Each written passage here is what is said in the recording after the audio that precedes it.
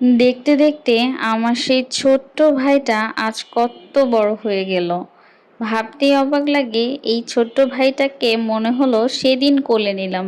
আজ আমার ভাই কত বড় হয়ে গেছে আর সেই ভাইয়েরই জন্মদিন। Happy birthday to you. Happy birthday to you. বলো Happy birthday to you. Happy birthday to you. আর কিছু বলবে মামাকে? না, এইটুকুই বলবে? এই যে বলি জন্য সো ভাইয়ের জন্য একটু গিফট রেডি করেছি আর গিফটগুলোকে একদম প্যাকিং করে আমি বের হয়ে গিয়েছিলাম সন্ধ্যাবেলা একটা কেক নেওয়ার জন্য। যদিও কেক কাটাটা এখন বাদ দিয়ে দিতে চাচ্ছি, তারপরেও আমার ভাইয়ের খুব শখ, সে একটু কেক কাটবে, তাকে কেউ সারপ্রাইজ দিবে, তাই ভাইকে খুশি করার জন্য একটা কেক নিয়েছিলাম। তো এটা ছিল পরের দিনের সকালের ভিডিও। তো সকাল সকাল ঘুম থেকে উঠে চা নাস্তা সব কিছুই করে নিচ্ছি। তো মেয়ে মাদ্রাসা থেকে আসলেই চলে যাব ভাইকে সারপ্রাইজ দেওয়ার জন্য। আজকে হঠাৎ করে চিন্তা করেছি যে ভাইকে হঠাৎ করে একটু সারপ্রাইজ দিব। ওকে কোনো কিছুই বলিনি, আম্মুকে বলেছিলাম কিন্তু ওকে কোনো কিছুই আসলে বলা হয়নি। তাই ঝটপট সকাল সকাল নাস্তা টাস্তা করে রেডি হয়ে নিচ্ছি। যাচ্ছ? নানু বাসা যাচ্ছি। কেন? এমএ এমনি কেন? আচ্ছা কি বলো তো? আজকে মামার জন্মদিন। আমরা মামাকে সারপ্রাইজ দিতে যাচ্ছি না? হ্যাঁ, মামার জন্য গিফট কিনছি। হাই পারু, আমিও যাচ্ছি বলো। হ্যাঁ, জুতো পরে। সো রেডি রেডি হয়ে আমরা বের হয়ে গেলাম আমি আমার আম্মুর বাসায় যাওয়ার জন্য। তো আমরা বাইরে রিক্সা নিয়ে চলে যাচ্ছি ভাইকে সারপ্রাইজ দেওয়ার জন্য। আসলে আমি ছোট ছোট জিনিসগুলো সবাইকে খুশি করার জন্য আমি আসলে চেষ্টা করি সব সময়। আমার আসলে ভালো লাগে মানুষকে খুশি করতে, তাই নিজের কষ্ট হলেও চেষ্টা করি একটু এফোর্ট দিয়ে কাউকে খুশি করার জন্য।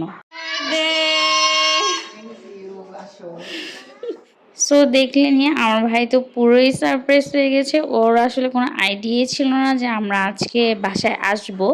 তো আমার ভাই অবাকই হয়েছে। তো ভাইকে কেকটা দেখাচ্ছিলাম, ছোট করে একটা কেক নিয়ে এসেছি জাস্ট একটু নিজেরা নিজের সেলিব্রেশন করার জন্য, তেমন কোনো আয়োজনই না। যেহেতু ও বাসায় বসে বোর হবে তাই চিন্তা করলাম যে আমরা সবাই মিলে যাই, ওর একটু ভালো লাগবে। সবাই চায় তার স্পেশাল দিনে স্পেশাল সবাইকে নিয়ে একটু আনন্দে কাটাতে। তো আমিও তাই আসলে একটু চেষ্টা করেছিলাম। তো এই যে আমার ভাইকে গিফট দিচ্ছিলাম। তো এটা আমার মেয়ে তার মামাকে গিফট দিয়েছিল।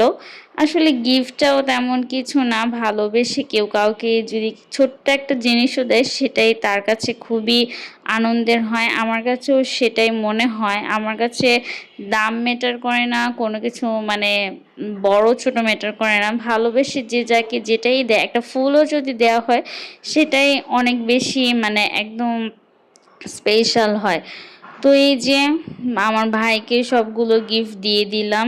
তো ও একে একে একটা করে খুলছে আর দেখছে আর যে পিক তুলছে যে কে কোনটা দিল। সেই জন্য আমার ভাই, আজকাল যুগে আসলে এমন ভাই পাওয়া খুবই মুশকিল।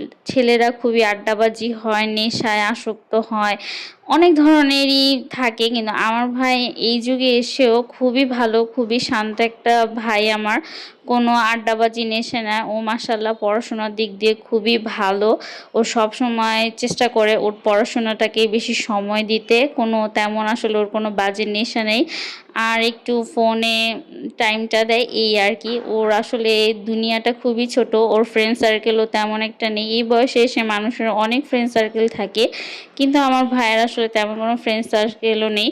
ও চেষ্টা করে নিজেকে নিজের মতো করেই রাখতে। আর আমরা দুই বোন আসলে ওকে নিয়ে খুব প্রাউড ফিল করি। ও আসলে খুবই ভালো একটা ছেলে। আজকাল যুগে এমন ভালো ছেলে পাওয়া যায় না। অনেক বাজে বাজে নেশায় ছেলেরা আসক্ত হয়, আড্ডাবাজি করে, এটা সেটা কত কিছুই হয়, কিন্তু সেই তুলনায় এইরকম একটা জেনারেশনে এসেও আমার ভাই মাসাল্লাহ খুবই ভালো, খুবই মানে ট্যালেন্টেড, পড়াশোনার দিক দিয়েও খুব ভালো, আর ঘরে ঘর কোনো একটা ছেলে।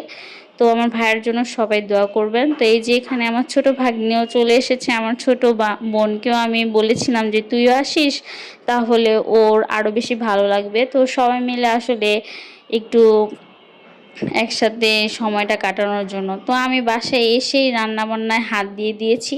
আসলে ইদানিং আমার এখন রান্নাবান্না করতে ভালো লাগে, আর আম্মু যেহেতু অসুস্থ থাকে তাই চেষ্টা করি আমি নিজেই মানে আম্মুকে একটু সাহায্য করার জন্য। তাই আম্মুকে বলেছিলাম তোমার কোনো কিছুই রান্না করতে হবে না, তুমি সব কিছু সামনে ধুয়ে কেটে কুটে রেখো, আমি এসে রান্না বসিয়ে দিব। তো আম্মু সব কিছু করে রেখেছিল।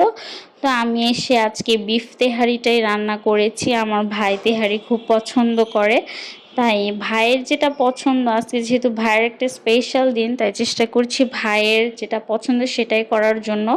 তো এই যে আমি সুন্দর করে তেহারিটা দমে দিয়ে একদম সুন্দর করে এটাকে রান্না করে নিচ্ছি। যারা যারা খেয়েছে তারা অবশ্যই কমেন্ট করবা। আমি জানি তোমরা সবাই ভিডিও দেখবা। আমি তো আর নিজের রান্নার প্রশংসা নিজে করব না, তোমরা খেয়েছো তোমরাই আমার প্রশংসাটা করে দিও যে কেমন হয়েছে আমার রান্নাটা, তাহলে আমি একটু খুশি হয়ে যাব।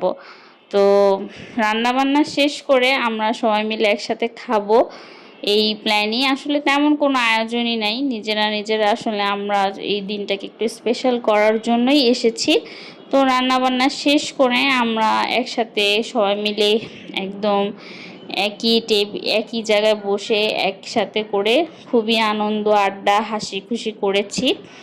তো এই যে আমার রান্নাটা একদম কমপ্লিট হয়ে গিয়েছে, এখন ভাইকে নিয়ে কেকটা কাটবো। তো এই যে আমার ভাই রেডি। হ্যাপি বার্থডে ভাই, ওয়ান্স অ্যাগেন তোকে আবার উইশ করলাম, তুই অনেক ভালো থাক, অনেক অনেক বড় হ।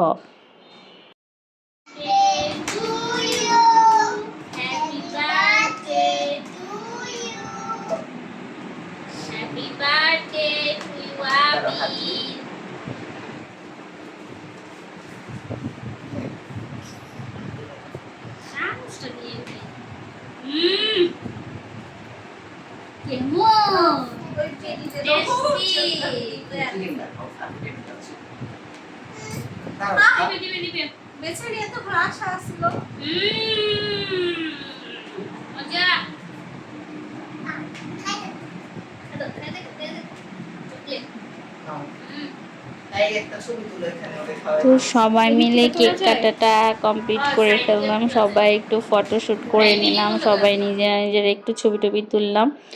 সো আজকের দিনটা এইরকমই কাটালাম। আরও অনেক আড্ডা কথাবার্তা বলেছি, আসলে এত কিছু আর ফুটেজ নেই। তো আজকের ব্লগটা কেমন লাগলো অবশ্যই জানাবেন, ভালো লাগলে অবশ্যই একটা লাইক কমেন্ট করে দিবেন। আল্লাহ হাফেজ।